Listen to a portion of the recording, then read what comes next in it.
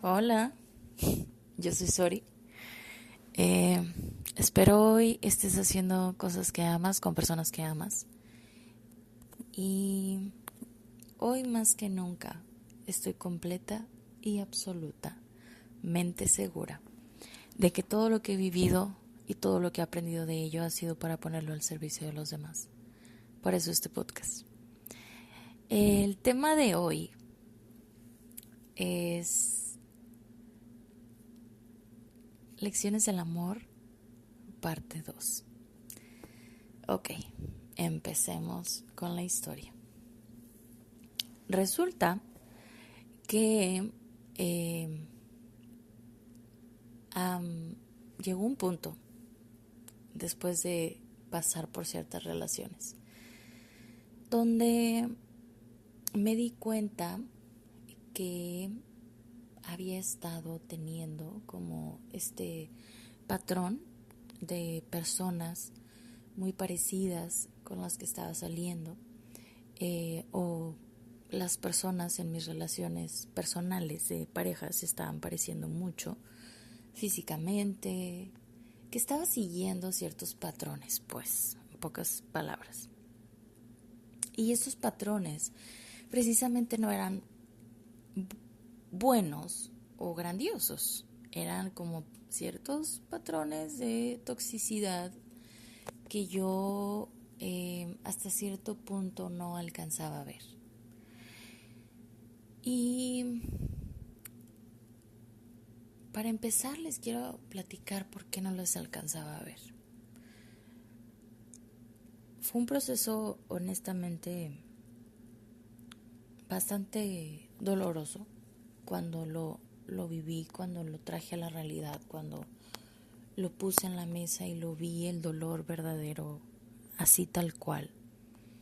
Porque déjenme decirles algo, uno nunca sabe qué tan mal está hasta que se empieza a sentir bien.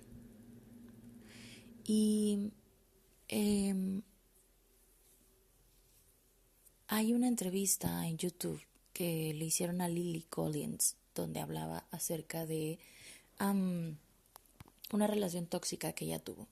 Entonces, en su relación tóxica, y yo me identifiqué mucho con esta entrevista, ella hablaba de que nunca había habido violencia física, tal cual, pero sí había habido un grado de violencia psicológica.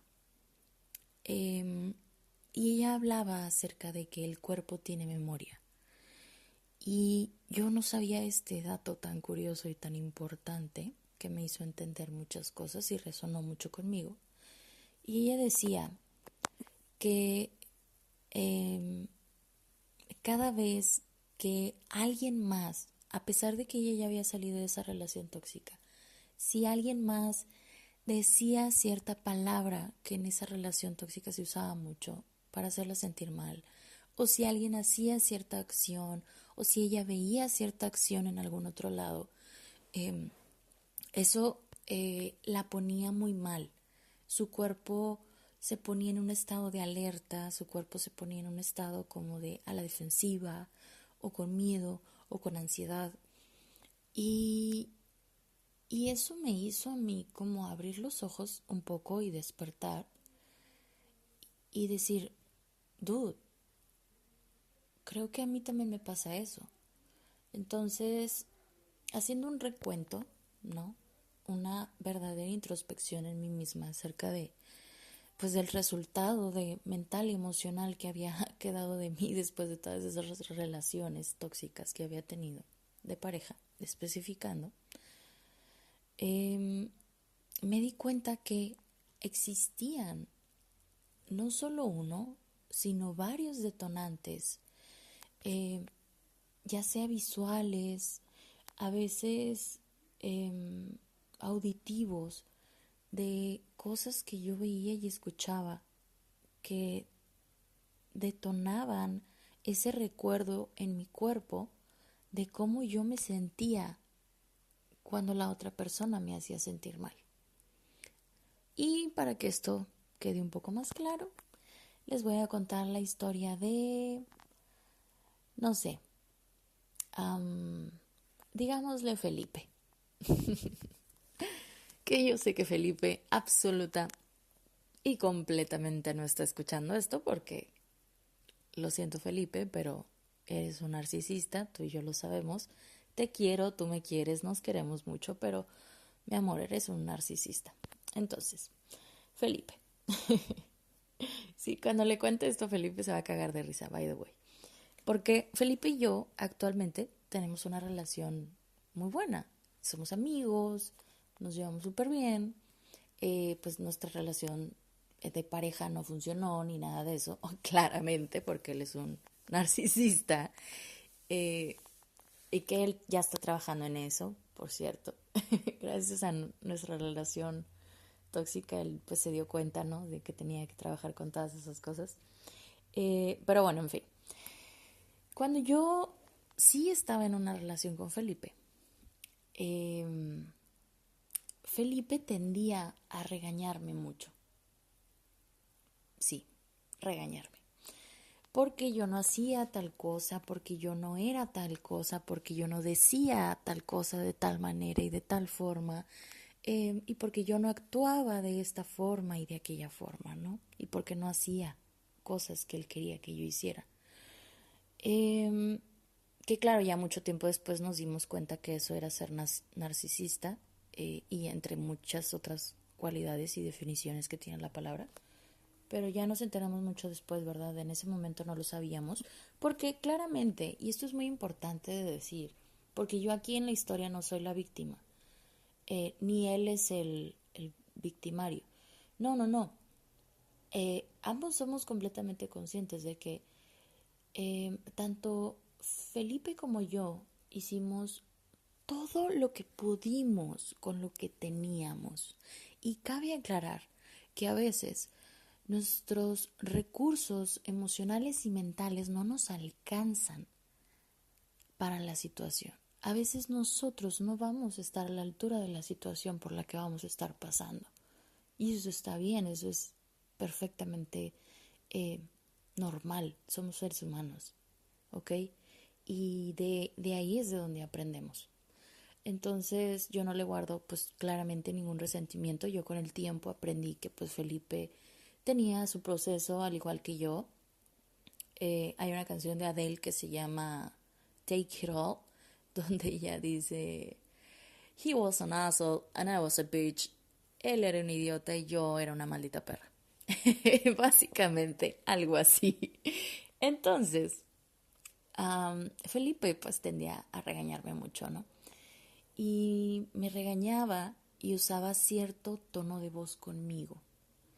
Entonces, pues yo vivía, ¿no? Como con este miedito de, durante toda esa relación, de pues no hacer ciertas cosas para que no me regañara, de no hablar de ciertos temas para que él no dijera nada y no se molestara, y así.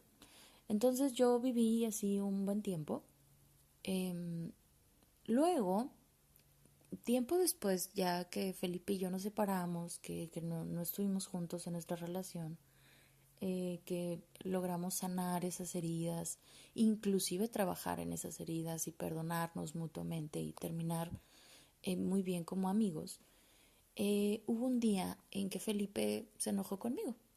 Éramos amigos, todo estaba muy bien, pero él se molestó conmigo y volvió de nuevo a usar ese tono de voz conmigo. Esto, yo les estoy hablando de que esto pasó, ¿qué les diré? Pasó un año aproximadamente, de que ya no estábamos juntos, Felipe y yo. O sea, yo ya no había estado otra vez en esa situación de nuevo con él. Entonces en esa ocasión Felipe estaba molesto, ni siquiera estaba molesto conmigo, él estaba molesto. Y él usó ese tono de voz que solía usar cuando estaba molesto conmigo y me regañaba por algo. Y a mí volvió, yo se los juro que yo, mi cuerpo, es que de verdad no tienen ni idea, el miedo, el pánico y el nivel de ansiedad que escuchar su tono de voz provocó en mí. De verdad, fue muy feo. Y ahí fue cuando yo me di cuenta y dije yo, wow, Sori, tú estás verdaderamente traumada. O sea, Esto es un trauma que tu subconsciente o tu mente acumuló y no sanó en el momento y ni siquiera lo sabías. Yo ni siquiera sabía que eso me afectaba tanto a ese nivel en ese entonces. Y es que cuando uno pasa demasiado tiempo sintiéndose mal, lo normaliza, no te das cuenta. Esa es tu realidad en ese momento. Y como pues yo ya había tenido mucho tiempo que no volvía a pasar otra vez por esa situación, cuando la volví a pasar, la volví a revivir como si la estuviera viviendo en ese entonces. Pero ahora sí se sintió diferente. Ahora sí yo pude percatar que algo estaba mal, que eso no estaba bien, que eso no era correcto. Y pude detectar que, que estaba muy triste. Me dio mucha tristeza el, el acordarme de la Sori que vivía en esa relación, de la Sori que vivía con miedo de ser, de decir, de hablar, de hacer, de ir, de venir, de ser quien era. Y yo con esta historia, para mí, para muchas personas esta es una historia muy triste, pero en realidad es una historia de mucho aprendizaje. Y, y es una historia que habla acerca del perdón y que habla acerca del cómo es que las relaciones son tu espejo. Para yo poder llegar al punto de no hacerme la víctima de esta situación, tuve que entender esa parte que yo les decía. Yo me tuve que hacer consciente de que Felipe, en ese entonces y ahora, siempre ha hecho lo mejor que puede con lo que tiene. Y uno tiene que aprender a reconocer cuando a veces nuestros recursos emocionales y mentales no nos dan para más. Yo sé que Felipe nunca hizo como que esas acciones para con toda la intención, ¿no?, de que yo estuviera herida para siempre y aparte, por Dios, somos adultos. Cuando alguien nos hiere y nuestras propias heridas y nuestras propias heridas de la niñez con las que cargamos ya son responsabilidad de nosotros. No podemos andar por la vida echándole la culpa a los demás y diciendo, no, pues es que Felipe, cuando yo estaba con él me hizo sentir mal. No, no, no. Es una oportunidad. Todo dolor es una oportunidad. Pero no podemos llegar al punto de ver el dolor como una oportunidad sin antes verdaderamente sentirlo. Como dije desde el podcast 1, si tú evades el dolor, se te va a acumular y va a explotar tarde o temprano. Y va a explotar en resentimiento. Y adivina qué, desde el resentimiento no puedes hacer nada. Desde el resentimiento yo no hubiera podido sanarme. Yo no hubiera ni siquiera podido ver con objetividad el dolor que estaba pasando por ese momento. Entonces, en esta historia quedan muchas lecciones, no solo una sola lección. Me quedó la lección de que efectivamente el cuerpo tiene memoria. Cuando pasas por un trauma físico, tu cuerpo lo reconoce. Cuando pasas por un trauma mental, tu cuerpo lo recuerda con detonantes. Hay detonadores a tu alrededor de repente y tú ahí tienes que hacer el trabajo interno de observarte cuidadosamente. Ok, no sé, escuché un perro ladrar o escuché una patrulla. Una vez estaba con un amigo y llegó un carro súper rápido o pasó un carro súper rápido y frenó como muy, muy tosco. Entonces mi amigo literalmente se puso en estado como de pánico. Y yo así como, pero para mí eso no